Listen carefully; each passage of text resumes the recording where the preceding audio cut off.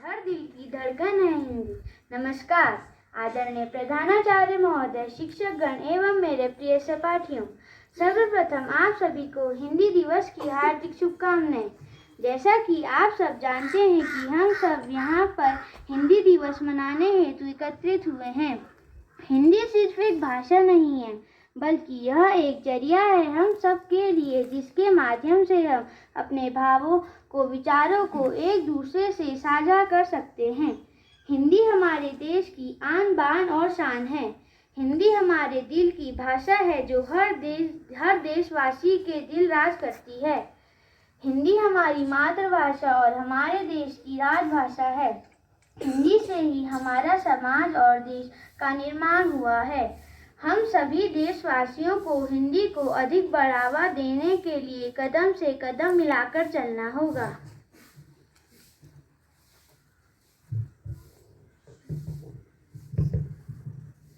मैं भारत माँ के मस्तक पर सबसे चमकीली बिंदी हूँ।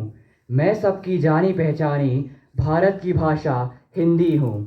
हिंदी एक इंडो आर्यन भाषा है जिसे देवनागरी लिपि में भारत की आधिकारिक भाषाओं में से एक के रूप में लिखा गया है।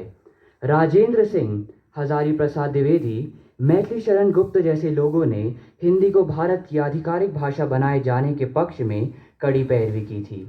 हमारी मातृभाषा हिंदी और देश के प्रति सम्मान दिखाने के लिए ही हिंदी दिवस का आयोजन किया जाता है।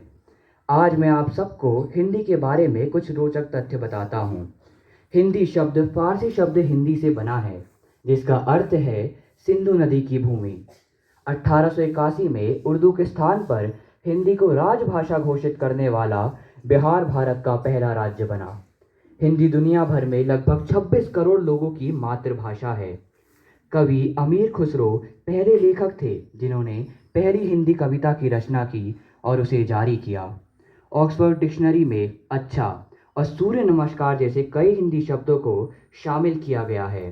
धन्यवाद। अब मैं अपने कुछ सहपाठियों को हिंदी के सुप्रसिद्ध कवियों द्वारा रचित कविताओं की कुछ पंक्तियां हेतु आमंत्रित करना चाहूँगा। सुप्रभात। आज मैं आप सभी के समक्ष श्याम सुंदर रावत जी द्वारा रचित कविता हे भारत के राम जगो की कुछ चंद पंक्तियां लेकर उपस्थित हुआ हूं। तो यह कविता कुछ इस प्रकार है कि हे भारत के राम जगो, मैं तुम्हें जगाने आया हूं और 100 धर्मों का धर्म एक बलिदान बताने आया हूं। हे भारत के राम जगो, मैं तुम्हें जगाने आया हूं और 100 धर्मों का धर्म एक बलिदान बताने आया हूं।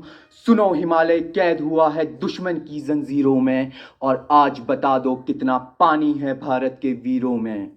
खड़ी शत्रु की फौज द्वार पर आज तुम्हें ललकार रही, सोए सिंह जगो भारत के माता तुम्हें पुकार रही। रण की भेरी बज रही, उठो मोह निद्रा त्यागो। रण की भेरी बज रही, उठो मोह निद्रा त्यागो और पहला शीश चढ़ाने वाले मां के वीर पुत्र जागो। नमस्कार। आज मैं आप सभी के समक्ष श्री रामधारी सिंह दिनकर द्वारा रचित एक कविता प्रस्तुत करने जा रहा हूं। मेरी कविता का शीर्षक है रह जाता कोई अर्थ नहीं। नित जीवन के संघर्षों से जब टूट चुका हो अंतर्मन, नित जीवन के संघर्षों से जब टूट चुका हो अंतर्मन, तब सुख के मिले समंदर का रह जाता कोई अर्थ नहीं। जब फसल सूख कर जल के बिन तिनका तिनका बन गिर जाए, जब फसल सूख कर जल के बिन तिनका तिनका बन गिर जाए, फिर होने वाली वर्षा का रह जाता कोई अर्थ नहीं, रह जाता कोई अर्थ नहीं। मैं आप सभी के समक्ष तू चल कविता प्रस्तुत करने जा रहा हूं, जिसके कवि है तनवीर गाजी। तू खुद की खोज में निकल, तू किस लिए हताश है। तू चल, तेरे वजूद की समय को भी तलाश है, समय को भी तलाश है। ये तुझसे लिपटी बेड़ियां, समझना इनको वस्त्र तू। ये तुझसे लिपटी बेड़ियां, समझना इनको वस्त्र तू। ये बेड़ियां पिघाल के बना ले इनको शस्त्र तू, बना ले इनको शस्त्र तू। नमस्कार। आज मैं आप सभी के समक्ष श्री रामधारी सिंह दिनकर द्वारा रचित उनकी उत्कृष्ट कविता रश्मिरथी की कुछ पंक्तियों को प्रस्तुत करने जा रहा हूँ। दृग हो तो दृश्य कांड देख, दृग हो तो दृश्य कांड देख, मुझ में सारा ब्रह्मांड देख, चर अचर जीव जक्षर अक्षर, नश्वर मनुष्य सुर जाति अमर, षटकोटि सूर्य षटकोटि चंद्र षटकोटि सरित सर सिंधु मंद्र, षटकोटि विष्णु ब्रह्मा महेश, षटकोटि जिष्णु जलपति गणेश, षटकोटि रुद्र षटकोटि काल, षटकोटि दंडधर लोकपाल, जंजीर बढ़ाकर साधिने, हा हा दुर्योधन बांधने। मेरी कविता का शीर्षक है तुम अपने स्वयं को श्रेष्ठ बताते हो, और इसके कवि हैं शुभम श्याम। अब मेरी कविता।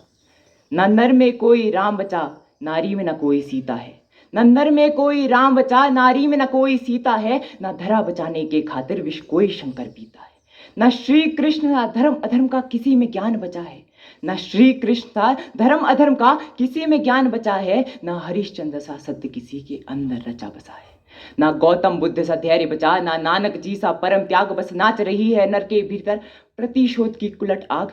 फिर कहते हो इस स्वर्णिम युग का क्या अंश बाकी है तुम में, फिर कहते हो इस स्वर्णिम युग का क्या अंश बाकी है तुम में, कि किसकी धुनी में रमकर तुम फूले नहीं समाते हो, तुम स्वयं को श्रेष्ठ बताते हो, तुम स्वयं को श्रेष्ठ बताते हो। नमस्कार, मेरी कविता का शीर्षक है पेड़। अब मेरी कविता। मेरा दिल भी रोता है, दर्द मुझे भी होता है, मेरा दिल भी रोता है, दर्द मुझे भी होता है, अब थोड़ी मुझ पर दया कर, बहुत कम बचे हम वृक्ष इस धरा पर, अब थोड़ी मुझ पर दया कर, बहुत कम बचे हम वृक्ष इस धरा पर, अब टुकड़ों में मत बांट मुझे, अब रहने दे मत काट मुझे, अब टुकड़ों में मत बांट मुझे, अब रहने दे मत काट मुझे। नमस्कार, आज मैं आपके समक्ष एक कविता प्रस्तुत करने जा रहा हूँ जिसका शीर्षक है हरियाली। अब मेरी कविता। हरियाली फैली चारों ओर, मौसम भी अब बदल रहा है, प्रकृति की सुंदरता ने मेरा मन मोह लिया है, चारों ओर जैसे सतरंगी चादर बिछी हुई, बादलों के पीछे से कहीं इंद्रधनुष निकल रहा है, देखो मित्र सूर्य स्वर्णिम किरणें बिखेर रहा है, हरियाली फैली चारों ओर, मौसम भी अब बदल रहा है। आज मैं स्वच्छ भारत कविता की कुछ पंक्तियां आप सभी के समक्ष प्रस्तुत करना चाहूंगा। यूं तो हमें सरहद पर पौरुष दिखलाना चाहते हैं, इस्लामाबाद की धरती पर भी ध्वज लहराना चाहते हैं, और यह ख्वाब बेशक पूरा होगा, यौवन में वो ताकत है, शेरों के जो दांत गिने, शेरों के जो दांत गिने, रक्त में वही हिमाकत है, पर भरत वंशियों की हालत आज शर्म आती है बतलाने में, हम नाक सिकुड़ने लगते हैं एक कागज का टुकड़ा उठाने में। सभी को एक बार फिर से हम सभी की तरफ से हिंदी दिवस की ढेर सारी शुभकामनाएं।